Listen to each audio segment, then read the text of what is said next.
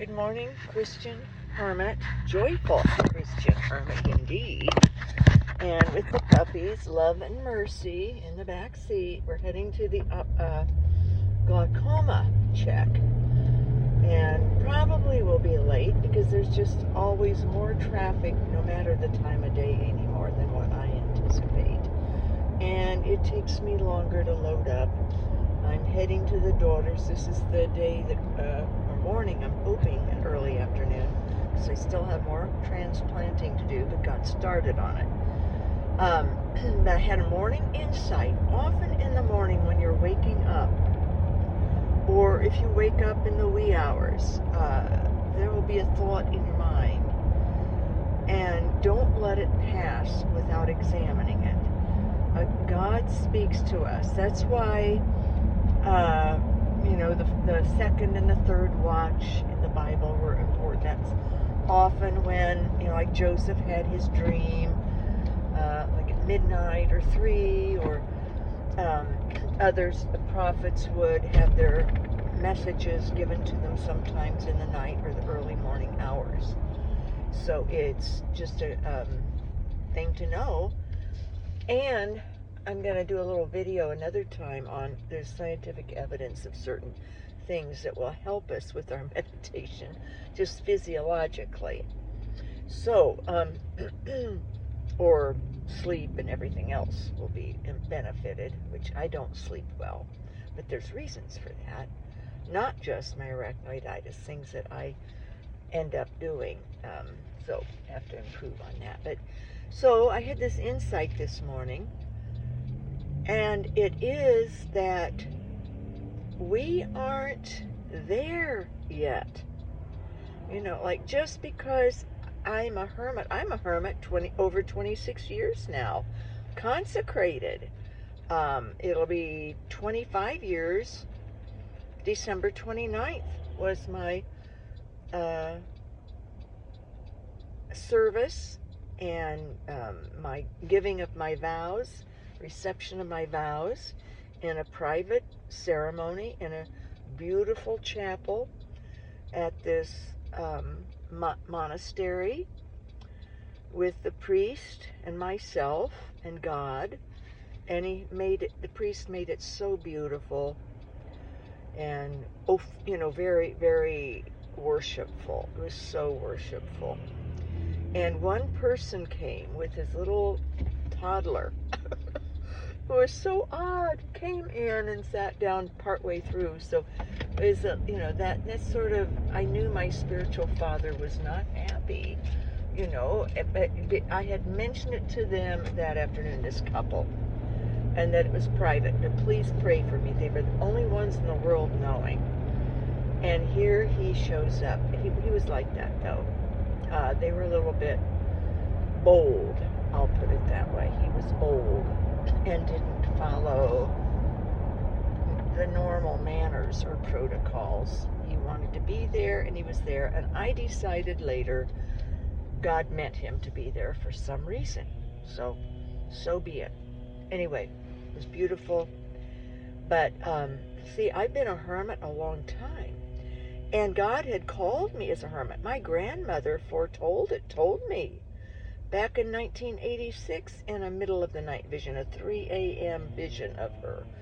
First time of anything like that. She stood I was wide awake, and she appeared. I was wide awake, and she was right there, my grandmother, my beloved grandmother, and I had been calling out to her for help because she had been widowed at age 38, and I was 33 at the time of the accident and the husband leaving. But she had 8 children she had to rear when her husband died unexpectedly. So ages 18 to 4, and it was like the week before the stock market crashed and the depression began. So it was rough times, and I knew she could help me. I just knew, she had been through it in worse conditions, and that's why I would call out to her. And she appeared, and she foretold she said, you in fact told me, you must learn to hibernate like a bear for protection from the world. And, I was thinking, well, the world does have evil in it. But for a hermit, we are protected from the world. We are to remain protected. We're like the little cloud right above the earth. We're not in heaven by any means. We're still in the earth's atmosphere. But if at best we're a reminder that there is something more, and to set ourselves apart. A hermit cannot be drawn into the busyness of the world or the mess of the world, or our mission gets foggy. It gets diluted. The cloud breaks up. The rain doth fall and into the soil, and that's it for the hermit. So, but mothers, fathers, married couples, any vocation, teacher, whatever your work is in life, children, we're not there yet. We're not perfected.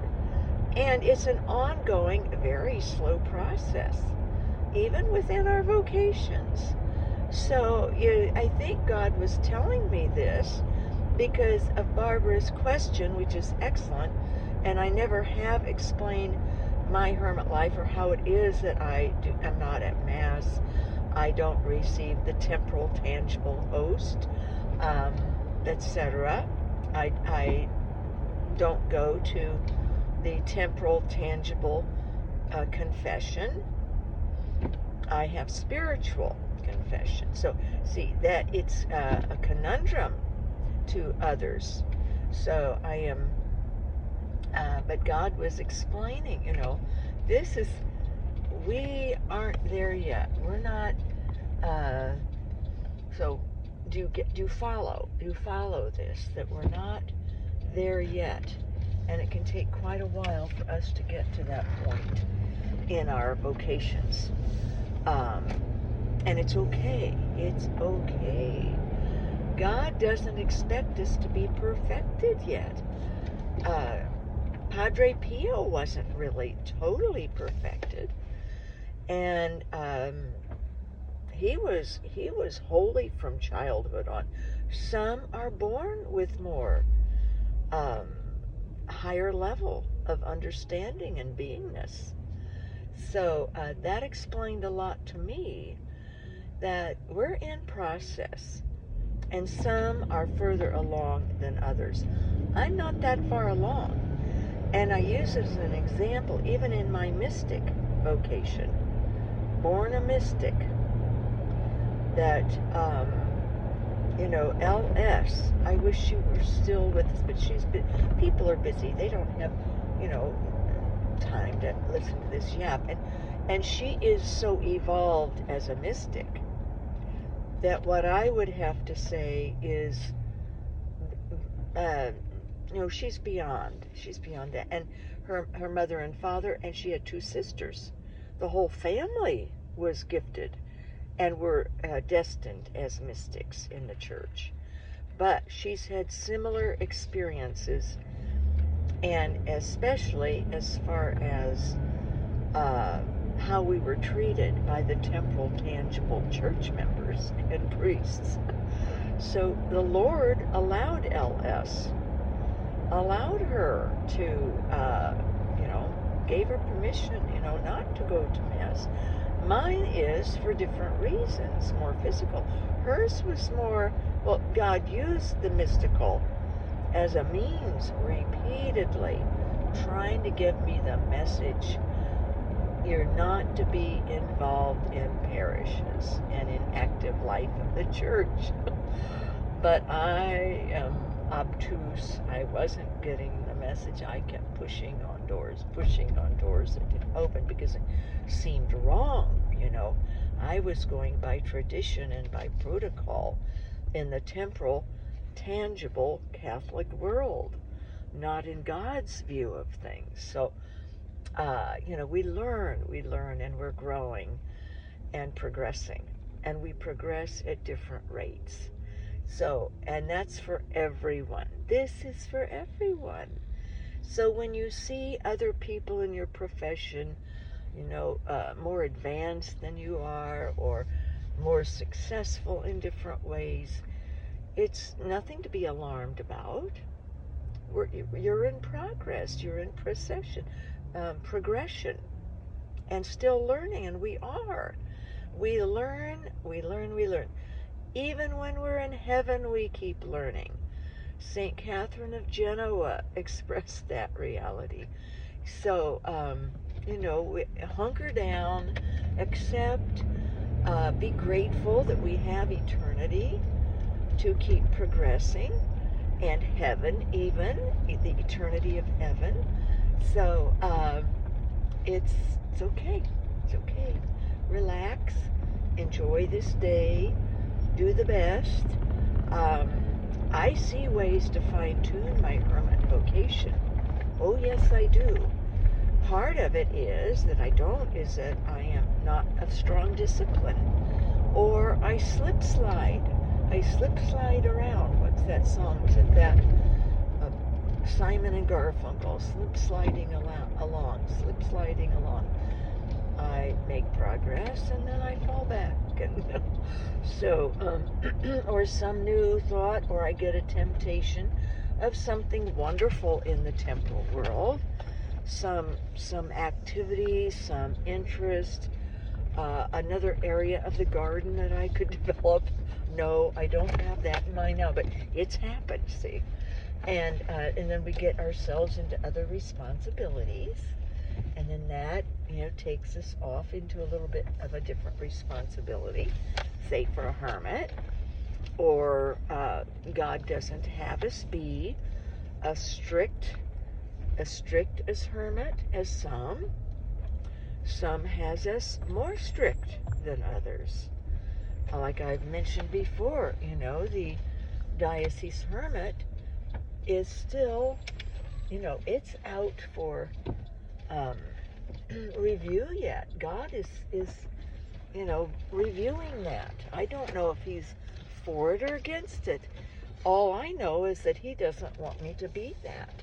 And over again, I have explored that. So I, and felt guilt or whatever you would call it, and, or pressure inside, oh, I should be doing this, or maybe I'm wrong, maybe the vision and locution and direction I was given by God, maybe I misinterpreted it, which can happen. So, we can go along like that. And, but no, I wasn't that. He meant it. I had multiple tries, and each one, and even my own bishop, no, I want you to go in the path you've been on. Stay in this path.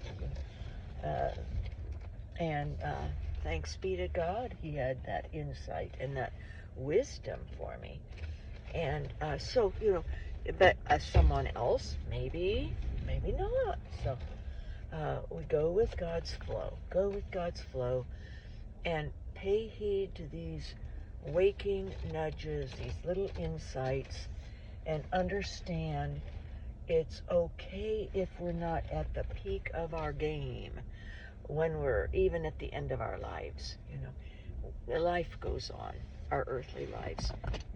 Life goes on. God will keep allowing us eternity to keep progressing. So don't fret it, and don't worry when.